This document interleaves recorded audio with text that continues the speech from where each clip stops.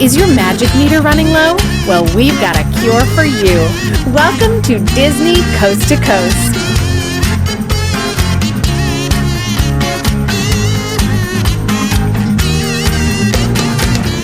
Hey folks, and welcome to Disney Coast to Coast, the ultimate unofficial Disney fan podcast. I'm Jeff DePauli, and today on the show I have special guest and Imagineer Susan Bonds joining me to discuss the various projects she's worked on with the Walt Disney Company. Susan has played key roles in bringing us iconic attractions like the Indiana Jones Adventure in Disneyland Park, the Extraterrestrial Alien Encounter in Magic Kingdom, Mission Space in Epcot, and so much more. Susan shares stories of creating these epic attractions and so much more right after this. A lot of you may assume that Audible is only for adults. After all, Audible is the leading provider of spoken word entertainment and audiobooks, ranging from bestsellers to celebrity memoirs, news, business, and self-development. But it's not just for grown-ups. Audible has tons of titles for children to enjoy as well, especially Disney titles.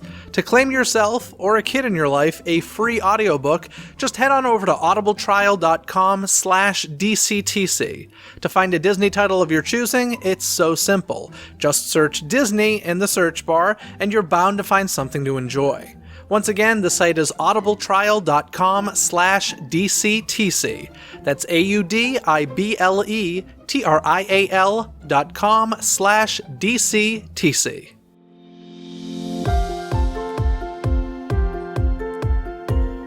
Prepare for some insight. You've tuned in to an exclusive DCTC interview.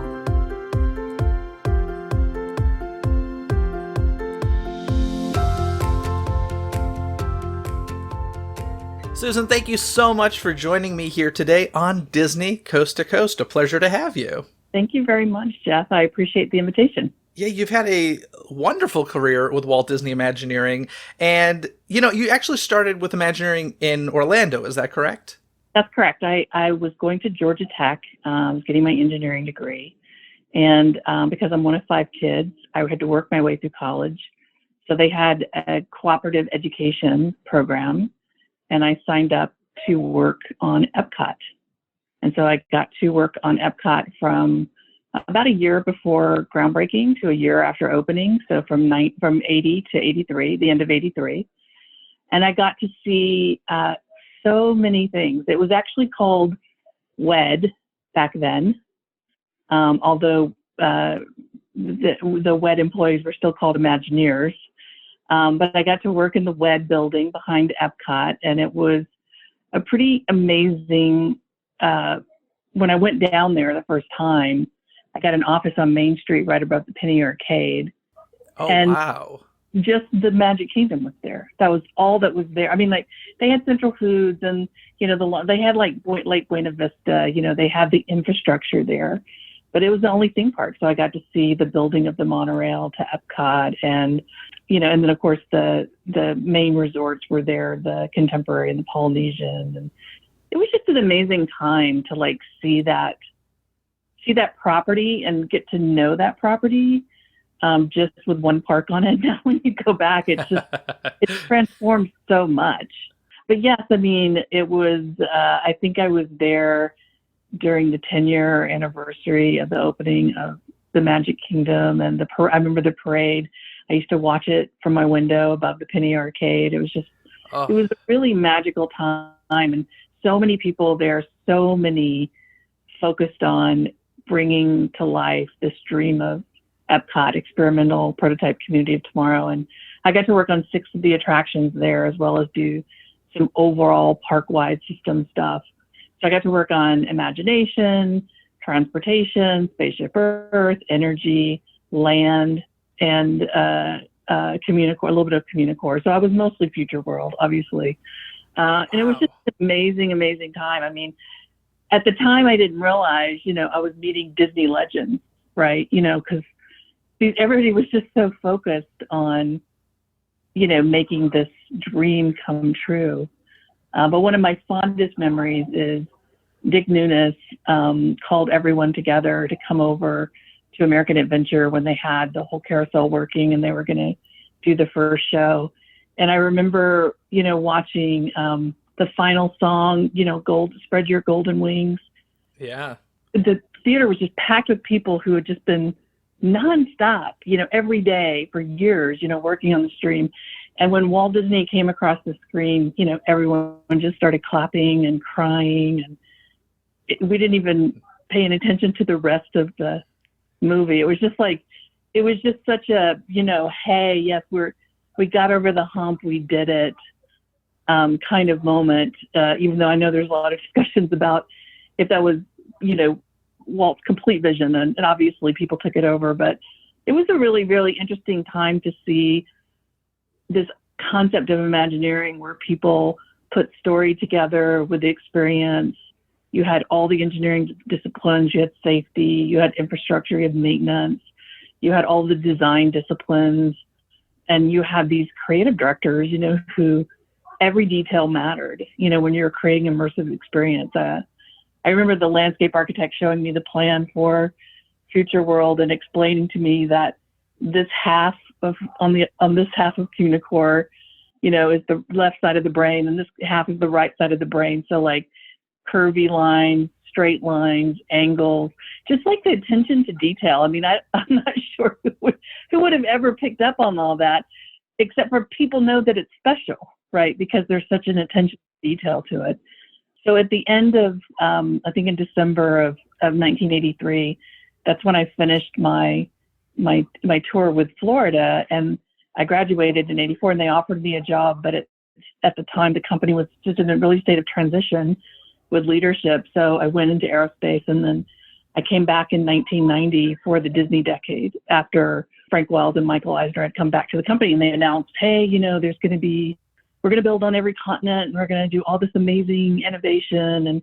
And so I was in Burbank working for Lockheed on small quantity, specialty aircraft, which is very similar to ride vehicles, right? Because it's small quantity, safety is like number one. So anyway, I think I called and sent my resume in on Wednesday, and by Friday I was working back at Imagineering. I never forgot about those special people. So after a stint in aerospace, I went back for the Disney decade. Yeah, so you were there for two major times. I mean, the opening of Epcot and then that Disney decade. Tokyo Disneyland opened almost at the same time as Epcot. I don't know if you remember that, but so we did a little engineering work on it, but most of that work was obviously done by the team in Tokyo. But yeah, so we went from Disneyland and the Magic Kingdom to Disneyland, the Magic Kingdom, Epcot, and Tokyo Disneyland. And at this time, you were an industrial engineer with Imagineering? Yeah. Was that? I got an MBA, and did some focusing on man-machine systems, and that was kind of when I went into aerospace. I worked for the Skunk Works, so I can't really talk too much about what I did, but a lot of it was very, very laying the groundwork for innovative ride systems, which is kind of, when I came back, that's what was assigned to me, is like things that had never been done before. And that was what was really interesting to me about the whole Imagineering process, because they had this very robust design process for, creating immersive entertainment, that the formula that they had created for Disneyland, and they were, spreading their wings and spreading it out. But then they also had a real appetite for what can we do? How can we keep surprising our guests? And how do we make it more magical? How do we get closer to you in the ride envelope? All of those different things, how do we, recreate moments more accurately, when you're bringing these stories to life? So when I came back to Imagineering for the Disney decade in 1990, one of the first attractions that I was assigned to was the Alien Encounter. I don't know if you remember this. I do, but before we get there, I just want to touch on a couple things, because gosh, you just talked about so much in Florida, and I just want to mention to the listeners, I think a lot of people don't recognize the fact that Walt Disney Imagineering does have offices still to this day in Orlando. I think everybody just thinks Glendale, California, and that's not the case. No, the great thing about Florida is it was set up to be its own city. Like Buena Vista is a city, and it operates almost like this very, very unique place. So unlike Disneyland, where, Anaheim's all around it, really when you get on the Disney property, you're kind of like you're going to a magical place. And so Imagineers were there. They were in a temporary building, but they've been there ever since the Magic Kingdom was built.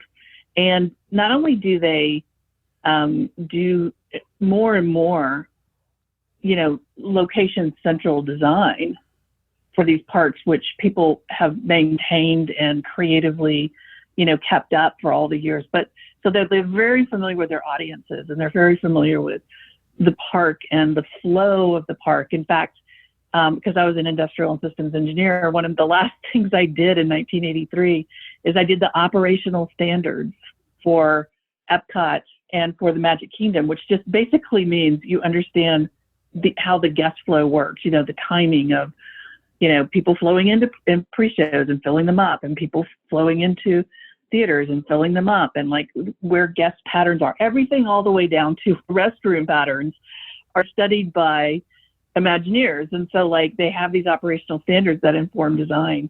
So there's a lot. When I think about Walt Disney World, I do think of it as its own place that's so unique in the world. And I think it was set up that way. They bought all that land secretly. It has its own infrastructure. It has its own everything, really. It's so self-sufficient. There's so many restaurants. There's now so many hotels. It is like running a major city, so you're not just running the park, you're running this whole operation.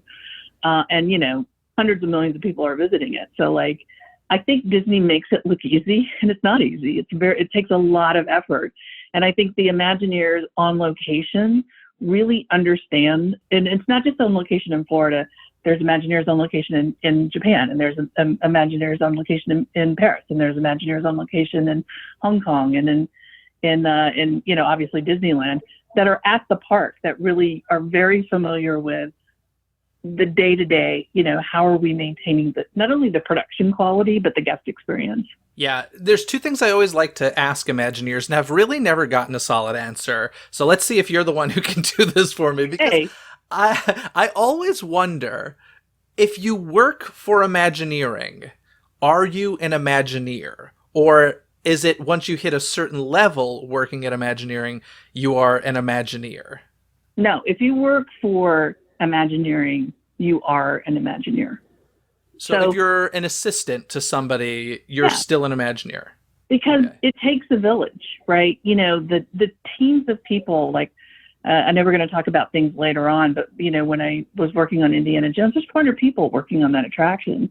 It takes all of the people and all of the pieces working together. So it'd be impossible to say, well, this piece isn't important or that piece isn't important, because the group of people are working together towards one goal, which is making fantastic entertainment and making people smile. So like, whether you're, the janitor sweeping up Main Street, or the Imagineer who's designing a new ride system, I think it all works together. But Imagineering is anyone who works at WDI. That's my answer, and I'm sticking to it. Okay. And then the other question I had about that is, for me, I always love the stories of when Walt was starting Wet Enterprises, and he took people who were like animators and was like, guess what? You're building rides now. And so a lot of people who were working at Imagineering or Wet Enterprises at the time were really doing like a grand amount of things. They weren't very specific niche talents. Mm-hmm. And at some point, Walt Disney Imagineering became a place where I feel like, correct me if I'm wrong, but I feel like very specific niche skills is what they're after these days, as opposed to somebody who can, hey, Extraterrestrial, write this song and then figure out the figure or whatever. So do you know when, and or perhaps were you around when it started kind of zoning in or lasering in on niche skills? And or do you agree with me? I'm not sure I 100% agree with you. Now, I was a project manager and a show producer and a creative director. So one of the things that was, our job as Imagineers, as a leader leading projects, is to constantly be communicating the vision so that people are adding to it. So I do think that it requires a lot of disciplines and a lot of specialty and focus But I also feel that there is a very good cross-section of Imagineers who understand the creative intent of the entire experience and are making sure that that doesn't get lost in translation. I think that by definition, as it becomes more defined as an industry, it's easier to like recognize that there are these specialties within the specialty. You know, within creating a theme park, there's all these specialties. But I also think that there are, and part of the success of Imagineering is having people who understand the vision of the guest experience. And I would say that maybe a different way of saying what I just said is that the biggest thing that I learned at Imagineering, and I had the opportunity to work with some of the original people who worked on with Walt on both Disneyland and the World's Fair. And the greatest thing that they taught me is that your focus is on the guest experience. You're not there to say, oh, I'm an expert in, it's going to be red or blue. You're there to say, how's the guest going to feel when they look at this? And you're making decisions based on, either guest safety or guest comfort or immersion or story or things that are being communicated to the guest. And I think that focus on product and that focus on, the guest experience is really what I think has kept Imagineering so unique for so long. Yeah. Now let's get to some of your attractions, because you had mentioned the first thing you worked on when you came back was that the infamous Extraterrestrial Alien Encounter. And oh my gosh. Well, first of all, this was, people may not know, but this was originally intended for Disneyland Park, right? We were working on a project called Tomorrowland 2055. And this was in 1990. And Alien Encounter was going to go where Mission to Mars, that Mission to Mars building was, which I think ultimately got replaced. I'm not sure what it got replaced. Pizza restaurant. Yeah, the pizza restaurant. So this is where Alien Encounter was going to go, because that was kind of a theater experience. And this was a theater in the round experience.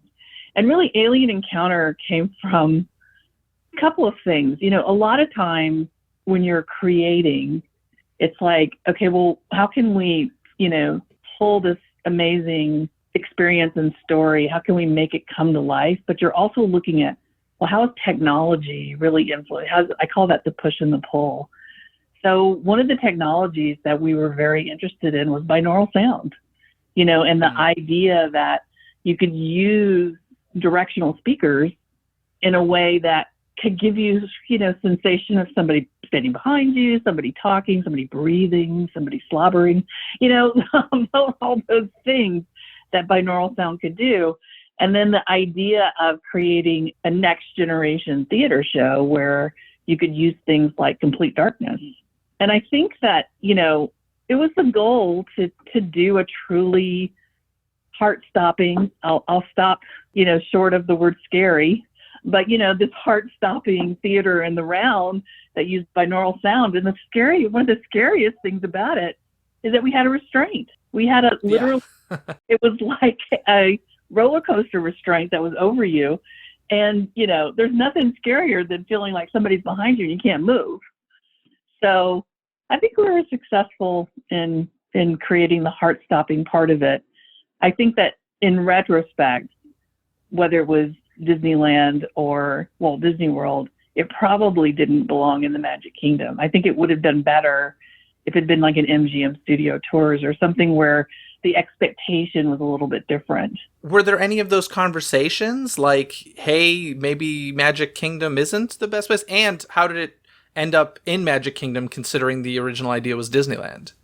I think that, so there was a lot of discussion around what to do with Tomorrowland. And not only did I work on Tomorrowland 2055, but I also worked with Eddie Sato on, reimagining Tomorrowland for Tokyo. And we worked on something called Sci-Fi City. So there was a lot of conversation. And then Tim Delaney reimagined Tomorrowland as Discoveryland, inspired by Jules Verne and that whole turn of the century innovation period. I think the challenge with Tomorrowland is like when you put something out there that's supposed to be the future, it's instantly dated because the Imagineering process takes a couple years for something to become a reality. So you're outdating yourself, and And who's to say one vision of the future for one group of people is the same for another group of people? And so I think that was the challenge with reimagining Tomorrowland. It wasn't that these individual attraction ideas weren't really cool or interesting or great. It was just that, well, what are we really creating here? That's why I personally liked Eddie's solution. It's like, let's celebrate science fiction. Some of that work was just really, really amazing. And even like when they put Star Tours in, it's like, okay, well, that's sci-fi come to life. It's like, all right, well, so we're focusing this area on science fiction. It's like, that could be really, really cool. And I think ultimately that some of the changes they made to Space Mountain, I think the Star Wars Space Mountain is probably one of the best ones that I've ever seen. I love it. So yeah, I don't know, like my take on Alien Encounter was it probably didn't belong in that park. And my other takeaway is Tomorrowland is hard, you know? Yeah. And I understand, because I've actually had Marty Sklar and Bob Gurr come talk to my team about the World's Fair and, you know, what their goals and objectives were for the 64-65 World's Fair. And I think that people thought about the future differently, but now we all have digital devices, you know, at our fingertips. We're playing games and watching movies and, you know, doing stuff on our phones all at the same time. And so it's harder to get a concrete vision, you know, and so that's why I think sci-fi comes to life. That's why I think like Galaxy's Edge, I think is brilliant. Would you say like the full future and everybody on screens and stuff? I can just remember as a kid going through attractions at Epcot and seeing people, you know, animatronics on tablets and video phones and stuff and being like, what future is this? Sounds amazing. And I'm like, and now we're there. Like, I don't know if you remember on the Horizons ride, which I actually tore down to build Mission Space, but there was a scene where they had a birthday party and it was holographic and Zoom and FaceTime like there's nobody's business. And I'm pretty sure we're not that far away from holograms of each other. But it was just, again, a different time where you could put things out there that seemed like, oh, that could never happen. But now it's harder. Now it's harder to put something out there and think, well, you know, like it's to me, it's much easier to take a rich, defined world like Star Wars or sci-fi in general. And like that, there's a lot to pull from there. Yeah, so Alien Encounter did eventually open in 95 at Magic Kingdom. And same year, you opened the Indiana Jones adventure in Disneyland. That's right. So were you working on these simultaneously?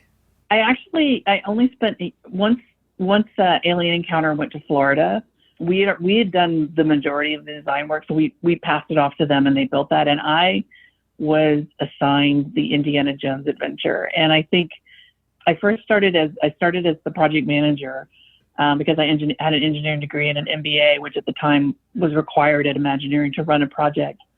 And then I got won over by both Tony Baxter and George Lucas to the creative side, to really understanding story. It wasn't really until Indiana Jones where I put both sides of my brain together, you know, the right side and the left side, and understood that it's not just about the technology that's creating these attractions, but it's about the story and it's about the role that you're giving the audience.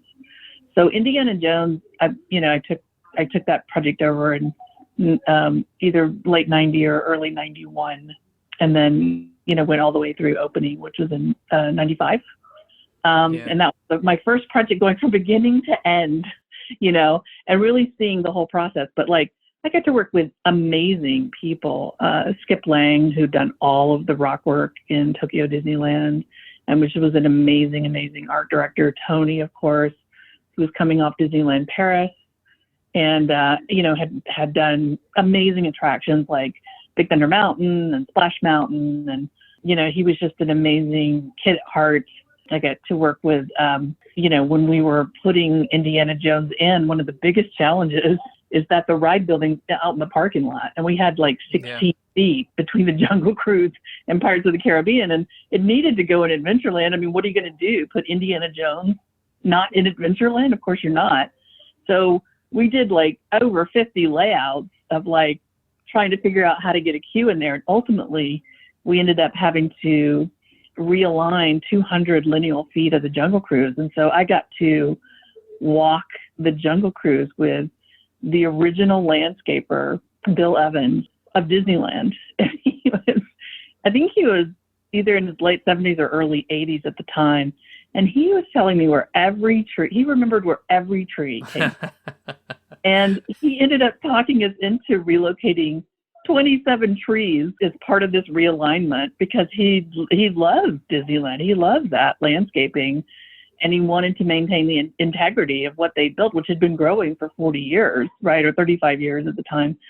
And so, no, it was 40 years. By the time we opened, and so that was again a great privilege to be in the presence of someone who was there, when they did it the first time. Right. Yeah. And to just hear directly from them some of the decisions that they had made and why. And it affected us. It affected my team because, like I said, not only did we save the trees, but I think it just affected the whole way. I know we went out and started scouring the state and then even beyond the state lines to try to find every piece of bamboo that we could find because we knew we were going to be wedged in between, vegetation that had been growing for 40 years, and we didn't want to just seem like odd man out, right? Sure.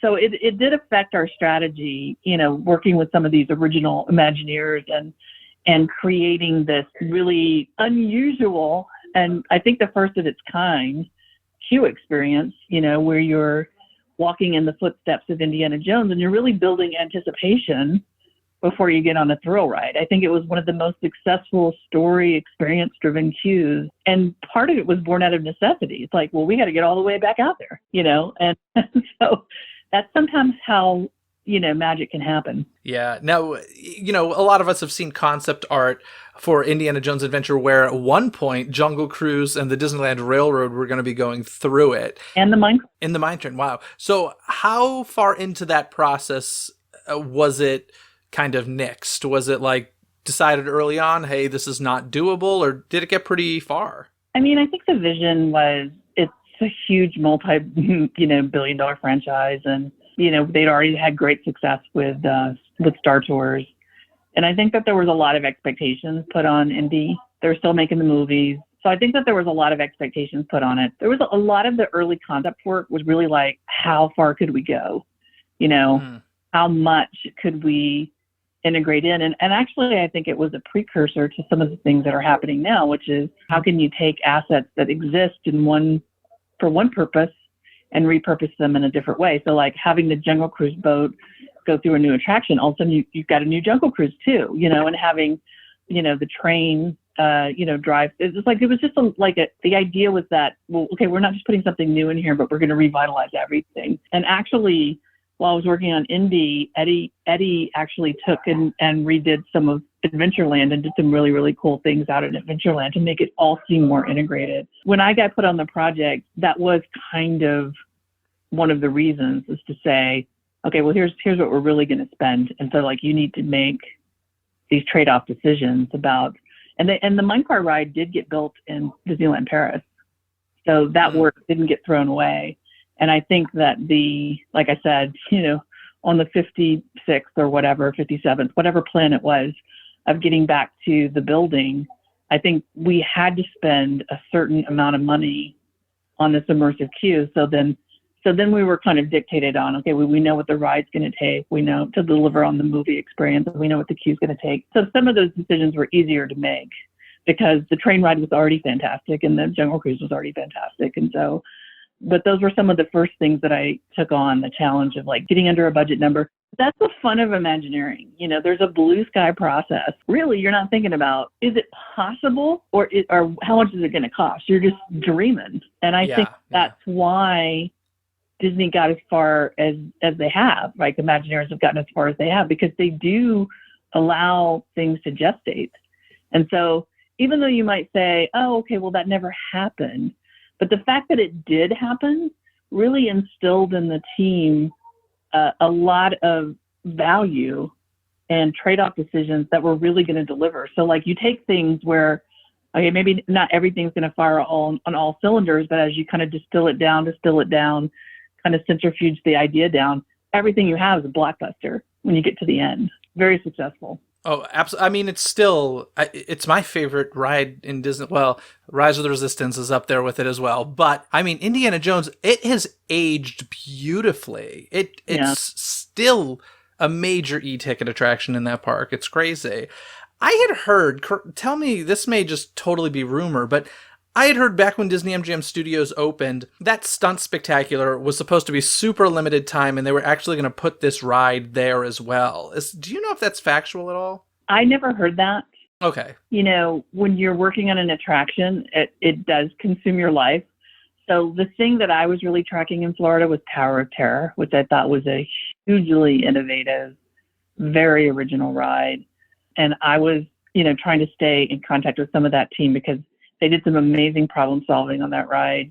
So just from a engineering perspective, I thought it was amazing, but also the story and the environment that they created for that, and that the incorporation of the IP of the Twilight Zone. I mean, there were so many. So that was kind of the thing that I was watching in Florida. Mm-hmm. I didn't hear that. I mean, I knew there was a stunt show, but I never heard that specific thing. Now, I truly, truly love this attraction, so please don't be offended by this question. But there's one thing that I've always questioned about Indiana Jones Adventure, and whenever I question things, I'm always like, was this a conversation that was had? I'm always curious. So, to me, the greatest thing about the attraction is the ride system. I mean, it was brand spanking new, mind-blowing that the whole,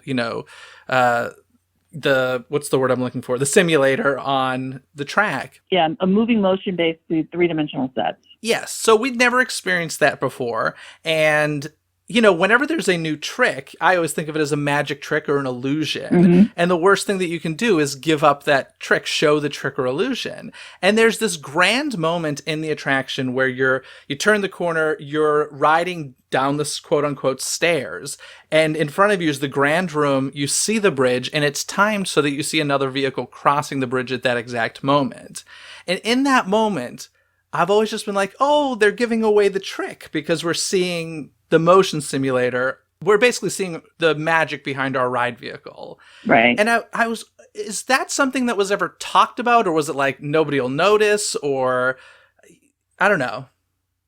So the Indiana Jones ride is, a little over between 3 and 4 minutes, and every bit of it was scored at Todd AO with a 90-piece orchestra. And I can tell you that the programming of that ride, which took about really 8 months, we did a simulation of that ride, is that at every 10-second interval, we have all of these tools in our tool chest. It's like, okay, there's offboard effects, there's offboard and audio animatronics, there's onboard motion, there's onboard music, there's all of these things that could happen that even myself, riding the vehicle every night, programming it, no, it didn't take anything away from the experience. So I think in the adrenaline of the moment, when you think about, that's the first time that you really jerk around and you're moving down the steps, most people are just holding on. Yeah, so I think guess it's true. Because you are a Disney person and because you've probably been on it so many times, it's like it's apparent to you. But I think the general public going through, no, they're just like, and I'll tell you how I know that. And this is an insider story. When we were, working with the ride system, and it was an amazing ride system that was developed out of Imagineering R&D. It was an amazing vehicle that they turned over to the creative team for Indy to match with the Indy IP. We were thinking, okay, this vehicle is so versatile that we picked like a dozen places along the ride where we could program multiple programs. And in fact, if you ever saw the press material from opening, it was one of the big talking points, right? There's over 100,000 combinations of this ride, of like all these different things that could happen at these multiple places. There were 50 onboard show control computers, and they were syncing up, and everything from different lines of dialogue. But the reality is, nobody noticed. And why nobody noticed? Because you're on a adventure, an Indiana Jones adventure. It's like we were up, we were down, we're on a Jeep, there's snakes, there's bugs. That's what people took away. The nuances of that kind of differences in motion base, even though we could have thought it was cool because we've been on the ride for 8 months and we were thinking, oh, this is cool. Nobody noticed. So I feel like you noticing the motion base and how it looked on the Jeep going across the bridge is probably, you're one of the rare few, because people are just holding on. They're screaming, they're yelling, they're having a good time, as they should. And I can confirm that, the first dozen times I certainly wasn't noticing that. So you're right. It's the annual pass holder mentality, I guess. So you've seen some of the updates since its original opening, and I'm curious if are any specific updates that really excite you to see the attraction plussed in that way. I mean, it is a very Imagineering thing to like basically birth this baby and then you hand it over and say, Godspeed to you. Now we actually were a little under budget on Indy. So we spent some time programming because it was a very new attraction, and there was a lot of different types of motion bases because you had 6 degrees of freedom, but you also had a back end on the vehicle that could kick out. So there was a lot of study of the motion on the body, and there was a lot of modifications to the program. But I think for me, it still delivers on the promise of Indiana Jones. Like, I love the queue. I love the fact that our, prop designer, Pat Burke, built the ladders in white oak because that's what they had in 1938. I love just seeing how the vegetation has grown up. I love the story as you're walking down the queue, and the, like in the room with the Obelisk of Doom, we actually put the initials of a lot of people who made the attraction possible, including Frank Wells. His initials are in there, mine are in there. It's just really cool. Special. And I feel like once I get on that vehicle, I know if I really study it, I know there are things that bother me that are off. There are things that excite me that are new. But for the most part, it's just a great thrill ride. It still delivers on that idea of bringing the movie to life. So I would say in my heart of hearts, I probably, because I moved down there the last 2 years and just lived in the Ramada Inn, and was at the site almost 24 hours a day. I probably, in my mind, still remember it on opening day, wow. Even on it now. So, so I'm not disappointed in it, and I'm happy that people still enjoy it, and and that they are keeping up with it. And if they do something new, as they should, technology evolves, and if they can make something more magical or more immersive, I'm very excited about that.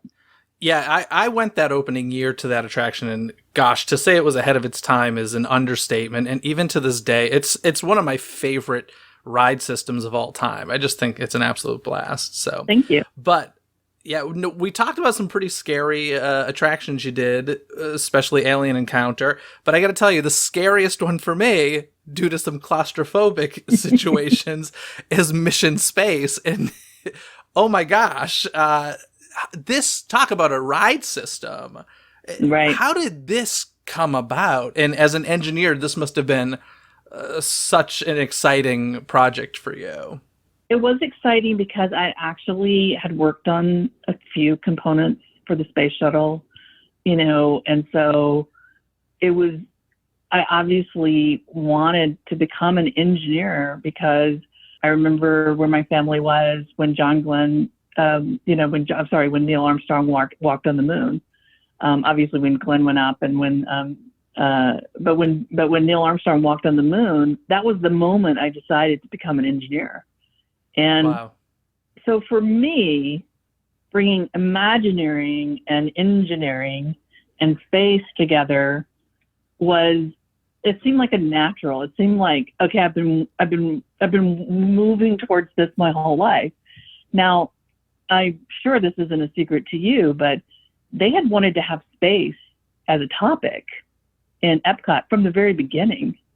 And so I think I was like the 15th, creative director, show producer that they had put on it. And so there was kind of like, is this a curse project? There was kind of that aspect on it. And then there was also this kind of real excitement of like, okay, I've watched, these astronauts, and I've actually seen, I had been to most of the space centers, but of course, once we once Disney had an attraction, we got to go to all the NASA space centers and look at everything. These spaces are small. These guys are brave. These men and women. Mm-hmm. And I think I talked to 55 shuttle astronauts, and I was thinking, we already hit Star Trek. I mean, this is the most diverse, amazing group of people, super smart, very motivated from all different walks of life, all genders, all races. We were already at Star Trek. So I remember thinking that when I was talking with, doing research for space.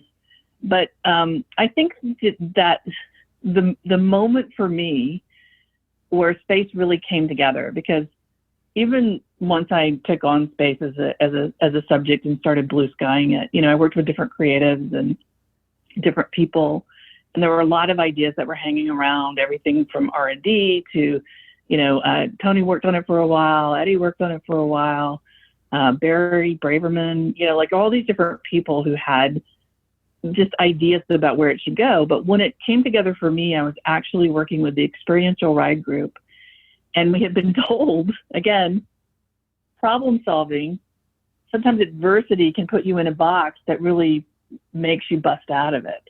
So we've been told that we had to keep a certain percentage of the Horizons building. Well, you're familiar with that building. It had just a motion ride that had gone through it that was traveling at very low speeds. There was not the opportunity to really get anything out of it. So we were talking about what were those moments? If you were going to, again, go back to walking in the footsteps of these astronauts, what are the things that really are awe-inspiring? And so we were talking about liftoff. We were talking about that moment where you get into space and you're weightless and it just feels so otherworldly. And we were talking about, being out and seeing from a different perspective.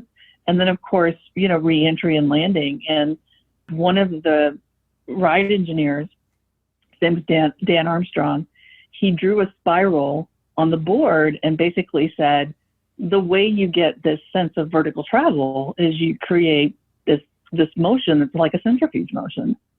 And then from there, we were like looking at different roller coaster ride configurations. But then again, we started talking about, well, what if let's just go up.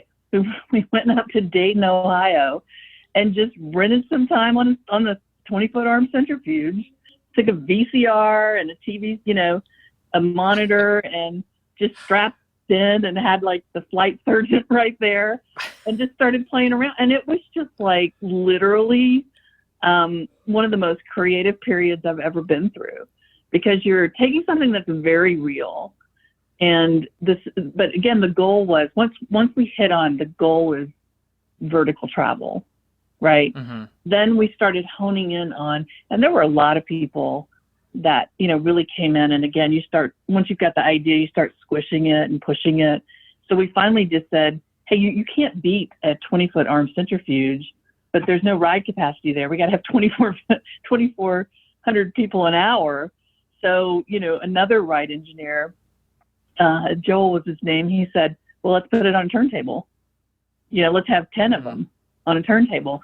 So it was like that kind of like, while we're creating the experience and we're pushing and pulling the ride system to be, and then we ultimately built a prototype in Philadelphia, right outside of Philadelphia, and just started programming, started playing around with how do you get that sense of motion. And we wanted it to be, I'll tell you that because you've been on it, we wanted it to feel like you do throttle back way before 3Gs, which the shuttle astronauts throttle back at 3Gs. Now it takes them 8.5 minutes to get through the Earth's atmosphere. Of course, you're doing it in like 37 seconds.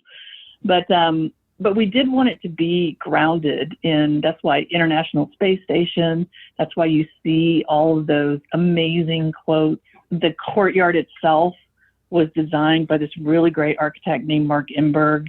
And, my direction was, hey, let's have no perpendicular lines, even though it was on that side of Communicore, just going back to, my Epcot days. It's like, no, when you get in there, let's make it really seem like you're in space and you're just seeing all these curves and these spheres. And I love the exterior of that building. And I remember at the time, when the concept architect really Mark came back with, this idea and the spire moving up and, it all being done out of, basically curved steel. And people were like, well, how do you do that? They were building the Experience Music Project in Seattle. And I don't know if you remember that wavy roof. And we went up there to see, and we're like, hey, they're doing it. We can do it too. So it is kind of interesting when you have all of these people, you're saying, okay, because space is also, the expectations on space. I remember just from a pure research point of view, we went down to Disneyland and stood outside of Space Mountain and interviewed people as they came out. And we said things, we asked them questions like, did you remember the moon landing? Or where do you think we should go next? Do you believe that there's life out there, other life out there? Where do you think the universe begins? Where does it? I mean, like, you could not script the answers that we got back on these. But basically, space is a very connecting topic because it is a big frontier. And most of us do love sci-fi, and most of us were inspired by real astronauts who risked their life to go up and really see what this is. So we found it to be a very connecting topic. So again, high expectations for what you do. So a lot of people, from the architects to the landscapers to the graphic designers to the motion graphics to the, R&D really worked on connecting the motion graphics with the physical motion, the ride group who really developed another groundbreaking ride system. And I think that, probably the complaint is it's probably too real, right? Yeah. Yeah, I would not want to be a test dummy on that attraction. Like, that thing, the claustrophobia, the centrifuge, I mean, it's intense. I think it's probably the most intense experience you'll find in a Disney park. It still, probably, today. And it's real vertical motion, you get pushed back in your seat and you feel like you're going somewhere. And I think, that was the goal, was to make it like you're walking in the footsteps of real astronauts. Success. I do want to talk about, before I let you go, about some, of course, you did incredible attractions for the Walt Disney Company, but currently you work in alternate reality games. You're the president and CEO of 42 Entertainment. And so what's going on in the world of AR games, or what is it? I think there are a lot of people who still don't know it all that well. One of the reasons that I got out of Imagineering and went into gaming is because, we were right at the cusp of mobile really taking a huge role in our lives. And I think, back in the early days when Disney, I was on a lot of teams where Disney was talking about, well, what are we going to do with the internet, and what are we going to do with digital, and what are we going to do with mobile? But at the time we were looking at like broadband penetration numbers and, it's crazy stuff today. People are like, what? How old are you? But, it became clear to me that gaming, and especially pervasive online gaming, massively multiplayer online gaming, was really moving at lightning speed, and they were reaching an audience that Disney didn't really reach. And in fact, one of the very last things, I ran the concept studio at Imagineering for several years, and one of the last things that we developed was an attraction based on the number one PC game for 10 years, which was called Myst. But it was kind of a family-oriented puzzle mystery game that wasn't necessarily a first-person shooter game. And it was very popular because families would play it together. And so at the time they were working on Animal Kingdom, and people were like, well, what are we going to do with Discovery Island? And we were like, let's build Myst Island. Let's have a real online, offline, interactive attraction where you could work together with people all over the world. And like, one of the reasons we liked it is because it appealed to a group of people, for boys, it was like, 8 to 17, and for girls, maybe 11 to 17, who really, fell out of the Disney IP. And so like, this was pre-Marvel and all that kind of stuff, but it was just kind of like, it was very attractive. So I got to know those guys. And so when we ended up the project didn't move forward, I actually left and went to develop a massively multiplayer online game. And I'm so glad I did, because, it's an interesting thing, the language and the behaviors that we've developed, as digital creatures. And I'm sure you're never without your phone being close to you.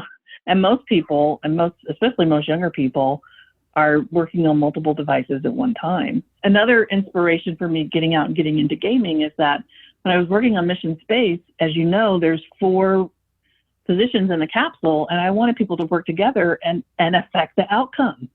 But when you're doing a classic Disney attraction that has to get 2,400 people through an hour, the inertia just pushed it towards always being the same, which is why I'm very excited about Galaxy's Edge, because I see a lot of programming in there, and that's where I think theme parks need to go. So anyway, I got out and went into gaming and learned that there's a whole different audience that values different things. Created our own real-time virtual photorealistic 3D engine, and kind of went from 90% brick and mortar to like 90% digital. And one of the things that kind of struck me, having really observed, people out and in a Disney environment for so many years, is that being in a completely virtual environment had limitations as well. You didn't necessarily have the same budget limitations, but you did have limitations in terms of interaction and where you could go and what you could do and the value that it had.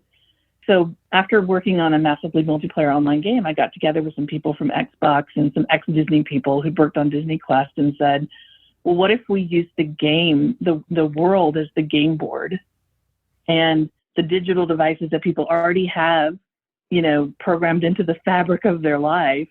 And what if you give them these rabbit holes, these opportunities to interact with a fictional experience and have a real role in it and affect the outcome?